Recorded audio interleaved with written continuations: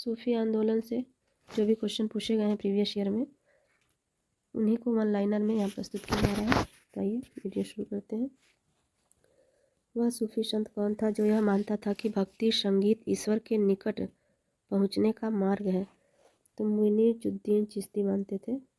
भारत में चिश्ती सिलसिले को किसने स्थापित किया? तो शेख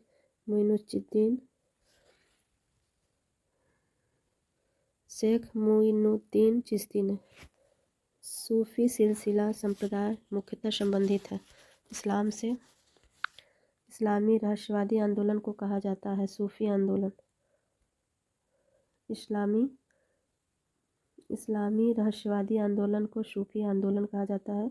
किस सुल्तान ने निजामुद्दीन औलिया से भेंट करने से इनकार कर दिया? तो जलालुद्दीन फिरोज खिलजी से।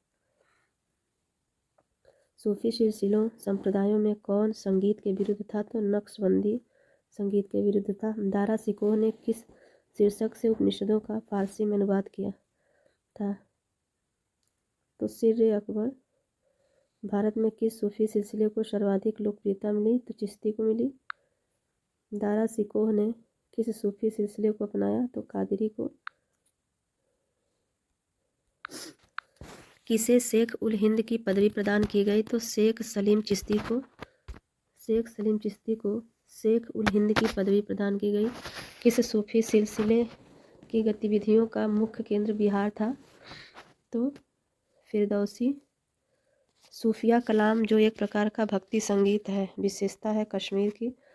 सूफी संत ख्वाजा मुइनुद्दीन चिश्ती किसके शासनकाल में राजस्थान आए? तो पृथ्वीराज चौहान के।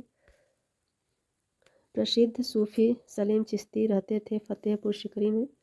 किस सूफी को बख्तियार काकी भाग्यवान रोटियों वाला कहा जाता है? तो ख्वाजा कुतुबुद्दीन को। काव्याभिव्यक्ति के रूप में उर्दू का प्रयोग करने वाला लेखक कौन था? तो अमीर खुसरो। दक्षिण भारत में चिश्ती सिलसिले की नींव रखने वाला कौन था? तो शेख बुरहानुद्दीन गरीब था। मिराज उल आशिकीन उर्दू शायरी की पहली किताब के सूफी रचयिता सैयद मुहम्मद गेसुदराज बंदा नवाज जो थे मिराज उल आशिकीन के उर्दू शायरी की पहली किताब के सूफी रचयिता थे। अकबर जिस सूफी संत का बड़ा आदर करता था, जिसके आशीर्वाद से शाहजादा सलीम जहांगीर का जन्म हुआ, वह शेख सलीम चिश्ती था। चिराग ए देहलवी किसे कहा जाता है? तो शेख नासिर उद्दीन चिश्ती को कहा जाता है। सूफियों के कामकाज का केंद्र क्या कहलाते हैं? तो खानकाहें कहलाता है। सूफी लोग किस प्रकार के जीवन पर जोर देते हैं? तो एकांतवाद और पवित्र जीवन पर सूफी लोग जोर देते हैं। हजरत शेख निजामुद्दीन औलिया को लोग किस नाम से जानते थे? तो महबूब इलाही नाम से। फना शब्द का प्रयोग किस हेतु किया जाता था? तो ईश्वर प्रेम में अंतर्मग्न होना। आइए विभिन्न संप्रदाय और उनके संस्थापकों के नाम देख लेते हैं। तो यहाँ है संप्रदाय और इधर संस्थापक। तो फिरदौसी संप्रदाय के संस्थापक शेख बदरुद्दीन थे। सत्तारी संप्रदाय के शाख अब्दुल सत्तारी थे। कादिर संप्रदाय के शेख अब्दुल कादिर जिलानी थे।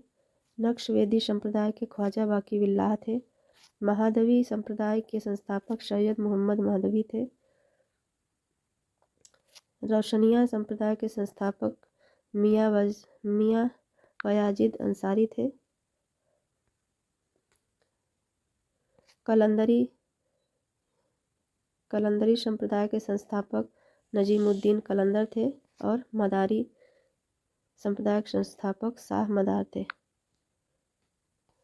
किस प्रसिद्ध सूफी संत ने दिल्ली के 7 सुल्तानों का शासनकाल देखा? तो निजामुद्दीन औलिया।